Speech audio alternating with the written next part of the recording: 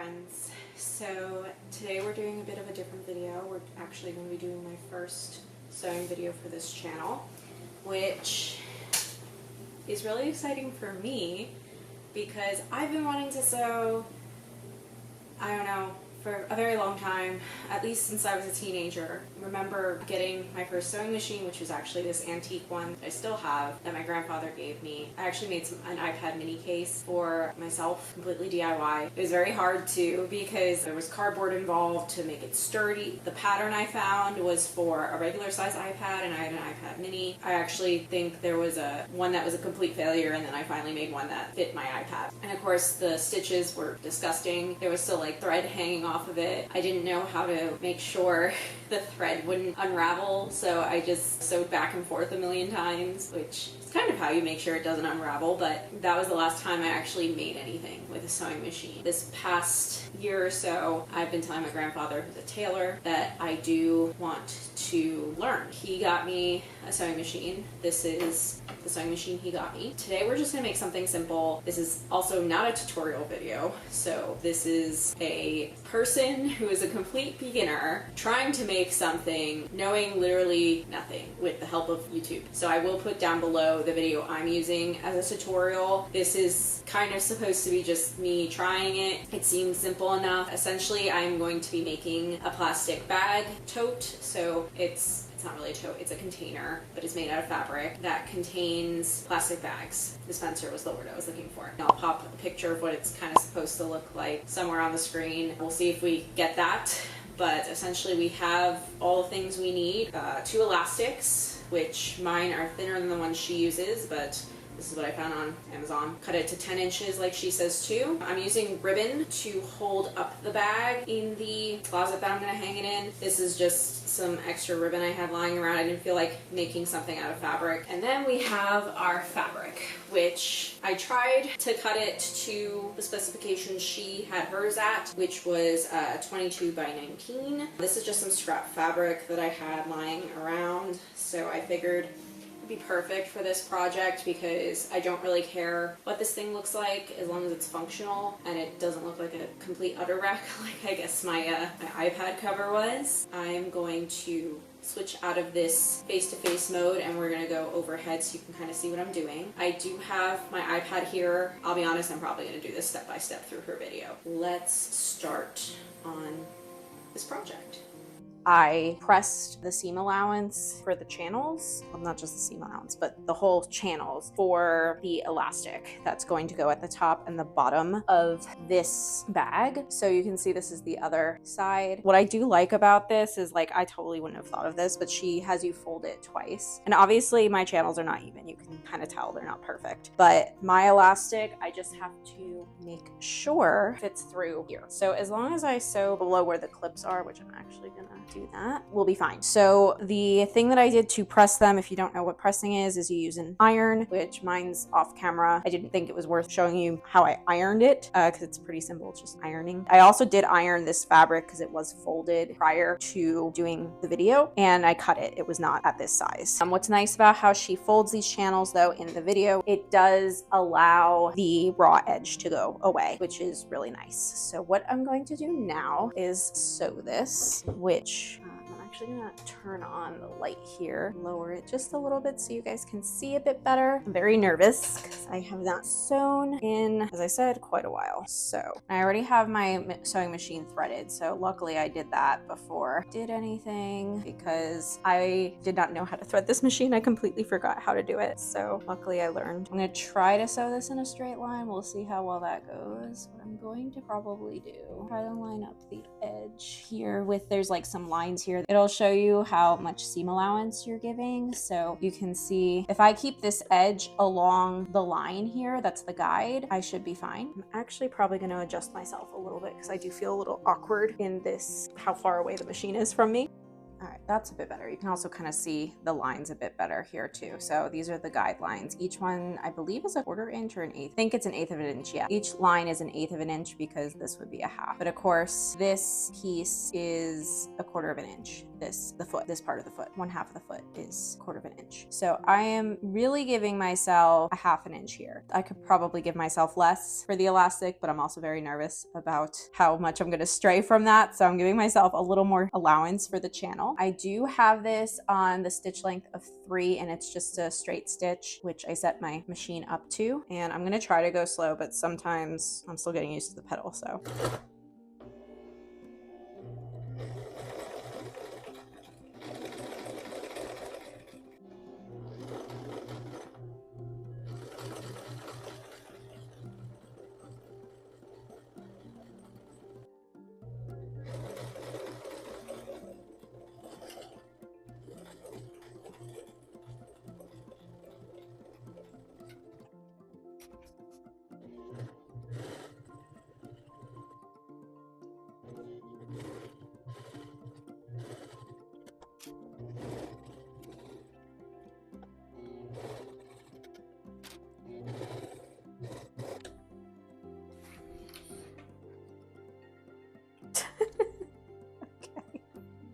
Well, it's okay.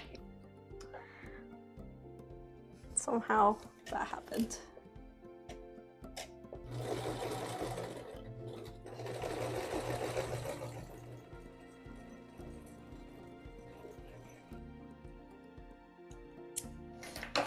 Okay, you can kind of see my mistake already. We started off this far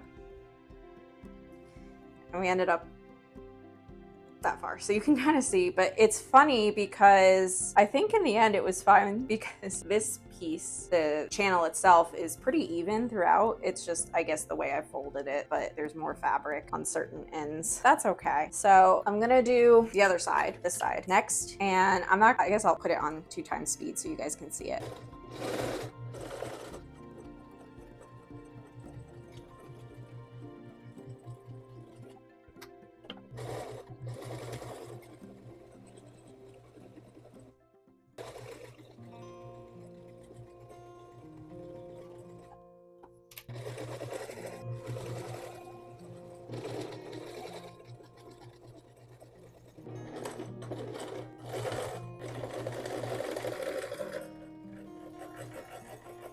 So we have both our channels done, which is pretty cool. Again, I kind of had the same issue as the other side. I don't know why that happened, but the channel is about even the whole way through. So I am happy about that. Good thing this isn't on the outside.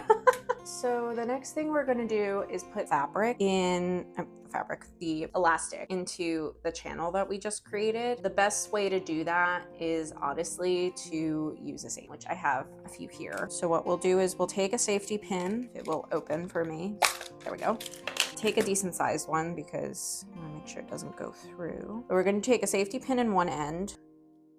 And there I go, almost hurting myself. Close it.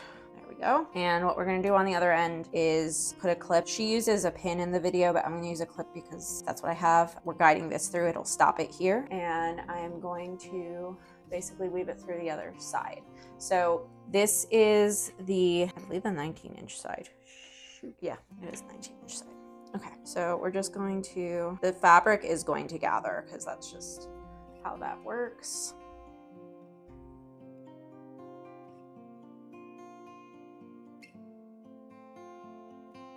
And it does take some time, so.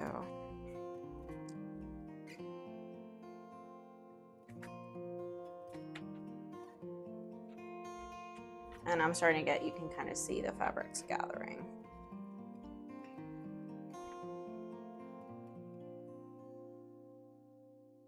And we're out to the other side, which is fix the gathering a little bit. So now that I've got the elastic through, I'm holding it here. We are going to sew this closed through the elastic so it stays in place. We don't want the elastic just flying through here however it wants. And then obviously I kept my clip here. Once I finish sewing this side, I will sew this side in the same manner. She does say in the video to do it a couple times back and forth just to make sure that it stays. And then she said afterwards you can kind of adjust just how the fabric gathers. Let's do that. So after re-putting the elastic in it a couple times with the safety pin, I did manage to finally figure out how to hold it and be able to sew it. So this side is sewn. It's not the greatest thing in the world, as you can see, but luckily when you close it, you won't see it. Yeah, that looks terrible, but I'm sorry. We're gonna do this side now because I forgot to record this side. We'll record this and then I'll also show you doing the other side for the elastic. I am gonna leave the clip here. See it, it's clipped to the very end of the elastic. If I'm gonna sew like here, the clip's not gonna be affected, and neither is the sewing machine. I would use a needle, but I don't have them handy right now. They're somewhere. I've been kind of using clips just because needles, I hurt myself pretty easily.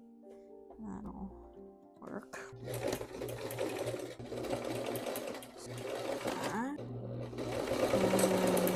There we go. Now we can adjust the gathering if we want to, which is kind of cool. But now it's all elasticy, which is really cool. I've never done an elastic in fabric before. Time to do this side.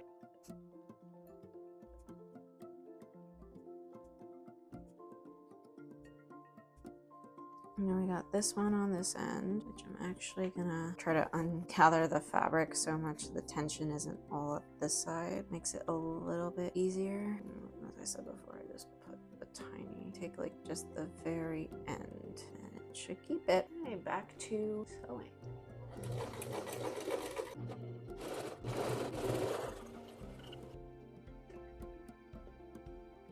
We have a problem again. All right, so I fixed the problem, which is good because then I figured out how to thread underneath with the bobbin. Luckily, there's some videos online about this specific sewing machine. I don't know if you guys have it. I'm also sorry for the shaky arm. I fixed it, I think. So let's try that again.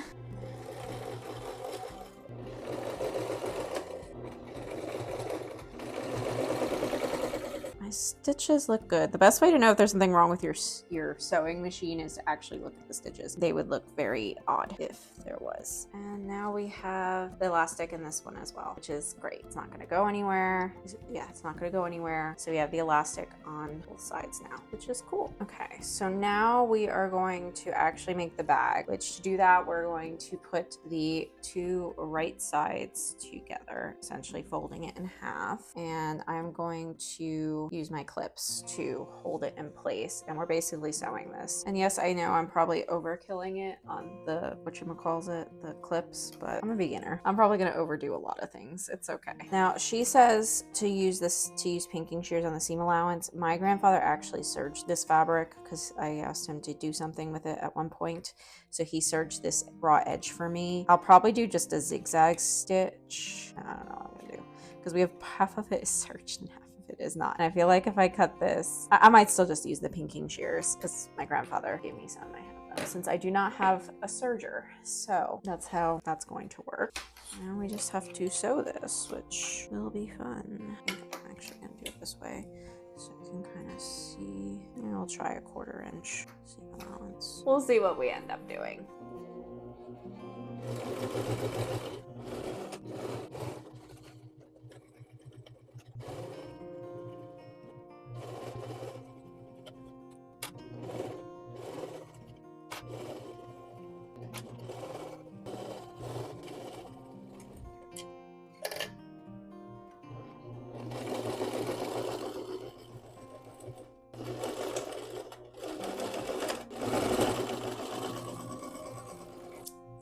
Not bad. Not bad at all. I am gonna take my pinking shears, which are just zigzaggy shears, and try to cut. So we'll see how that goes. And the thing about pinking shears is you have your seam allowance, right? I mean, your seam here. So you obviously don't want to cross that because that's your seam. So I'm gonna go to the edge. It's difficult just because I have double fabric there.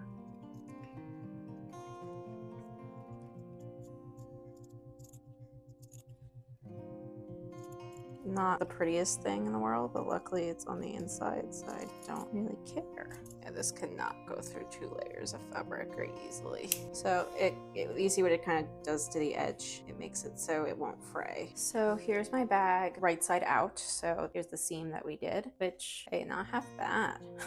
Obviously, I think it's pretty good for a beginner. I mean, you know, a few little obvious mistakes, but I think it's okay considering what we're using it for. So this seam is going to run down the back. It's going to go against the wall. Kind of want to lay it like this. This is the front. The seam is all the way at the back. I did just press this ribbon because that's going to be what hangs it. The way it's going to work is with this at the back.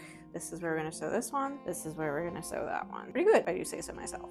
Okay, so I have these clipped in place. I'm obviously gonna buy some pins because this would probably be easier if I had pins. I'm gonna remove this stuff because I think I'm gonna use a zigzag stitch for this just because it will make my life easier because this does fray.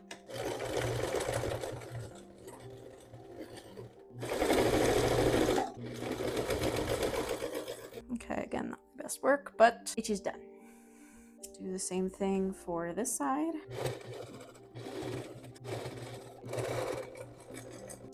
I don't know how I managed to do this every single time, but I do. It's a mess, but it's okay. We are done. Crazy. All right, so one mess later and about, say, an hour and a half, maybe not even, maybe more like an hour, we have our bag holder, which is so cool. Obviously, you know, we do our best to try to use reusable bags. I would like to make some of my own reusable bags, actually. And I do, for the most part, use them. The only time I do have plastic bags is if I forgot my reusable bags. And here in Florida, plastic bags are still legal in grocery stores, many stores, actually. My family has always just reused them as garbage bags. I use them as bathroom garbage bags, so I'll probably be hanging them in here. Maybe I'll make another one of these too for my actual garbage bags, like for my kitchen garbage, dispense from them. That would be kind of cool. But I did like this project. I think it was a great beginner one, very forgiving in some ways. The only thing that's maybe a little trickier are the handles. I would say maybe if you can do them before, especially if you're a beginner, before you close this. So what I mean is, like, before you do the seam here when it was still open, maybe do these. I did do the zigzag stitch for these because this ribbon does fray, so I just wanted to make sure it was extra secure. I should have allowed a little bit more space. Seam allowance here, I did not. I did a better job on this side. All in all, as I said, I think it's a good beginner project for someone who is looking to sew something that they can actually use. If you don't have plastic bags, you could totally use these for your own garbage bags, or if you have like those mini garbage bags for your waste bin. I am going to be hanging this in my pantry door, so I will take some pictures for you guys and pop them up. So if you liked this video, liked seeing me struggle with this, but also managed to have a successful piece, consider giving this video a like. It does help out the channel as well as get this video in front of other people's eyes. If you like this content, or if you like art content, specifically drawing and sketchbooking, please consider subscribing to the channel. I put out a video every Wednesday. I only am going to be doing a sewing video probably once a month. The rest of my videos are typically drawing or painting, which painting rarer, but mostly drawing. Comment down below. Tell me whether or not you like to sew, or if you're a beginner at sewing, or perhaps you've always considered sewing as a hobby and just never tried. It's pretty easy to get into. I can definitely talk to you about that if you want me to make a video about that. As you can see, I know nothing. I will admit, during the filming, I kept pausing, looking up videos on how to fix a problem with my machine, but it's not as hard as I think people chalk it up to be to start. That being said, thank you for watching, and I will see you guys next Wednesday. Have a great week.